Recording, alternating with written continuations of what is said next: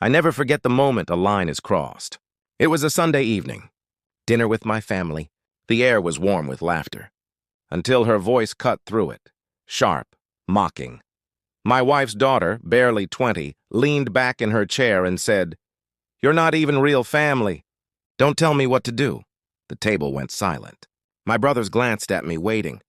My mother lowered her eyes, embarrassed for me. I took a breath, steady, calm. Later that night, I took her aside.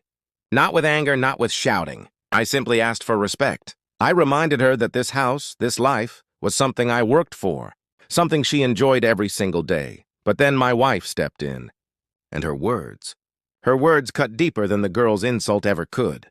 "She is not your daughter. Don't correct her." My chest burned, but my face stayed still. I smiled, a small, cold curve of the lips. No one at that table understood what that smile meant. But I did. That was the night the bond broke. I married her mother 3 years ago. I had money, stability, and a hunger for family. I welcomed the girl into my home, paid her tuition, bought her a car, built her a future. I thought love would soften her. I thought time would make us family. I was wrong. She treated me like I was temporary, a wallet with legs. And her mother fed that arrogance.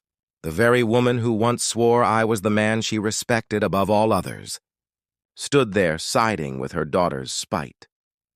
That night, lying awake, the betrayal sharpened inside me. It wasn't just about disrespect anymore. It was about exposure.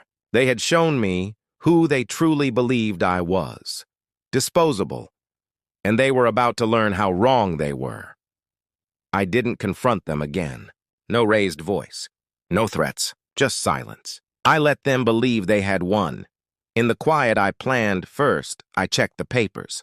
The girl's car, under my name. The tuition, paid through my accounts. The apartment lease near her university, mine as well. Every thread of her comfort ran through me. Then I called my lawyer, a man who knew how to act without asking questions. The car title, revoked. The university tuition, canceled at dawn. The apartment lease, terminated. It took less than a day to dismantle the future I had built for her. The next morning, she came downstairs, scrolling her phone, oblivious. I was at the table, coffee in hand, already dressed for work. She froze. "Why is my portal saying my enrollment is canceled?" she stammered. I didn't answer. Minutes later, she stormed outside. The driveway was empty, no car. Her shriek echoed off the walls. By the time she came back in, her face was pale. "My apartment, the landlord says the lease is closed."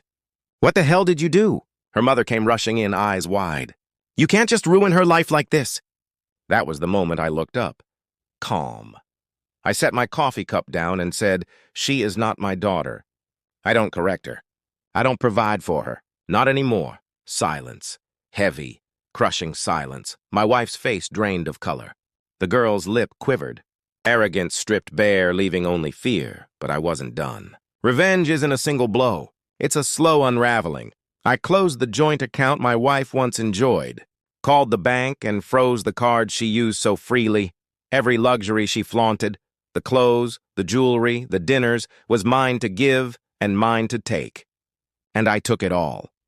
Within a week, the daughter was begging her mother for rides, for cash, for help. The university refused her re-entry until dues were cleared. Her car sat locked in a storage lot, hers in memory only, and my wife. She felt the weight, too, friends whispered. Family asked questions. She tried to hold her head high, but every outing reminded her. Security was never hers. It was mine. The confrontation came a week later. I came home to find them both waiting, my wife's eyes red, her daughter silent. "You've made your point," my wife said. "But she's just a girl. You can't punish her like this." I studied them, mother and daughter. Arrogance drained, replaced with desperation. "I didn't punish her," I said quietly. "I simply stopped rewarding her," her daughter whispered then, voice cracking. "I'm sorry." It was the first apology I'd ever heard from her lips. But I knew it wasn't for me. It was for survival. I nodded once, then turned to my wife. "You chose her over me. Remember that.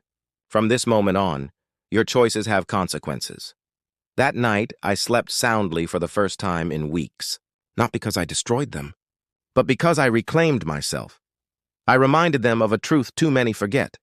Respect isn't a gift. It's a debt, and I do not fund those who spit in my face. My smile returned, not the cold one from that night, but a quiet, satisfied one. They wanted to show me my place, and I showed them theirs.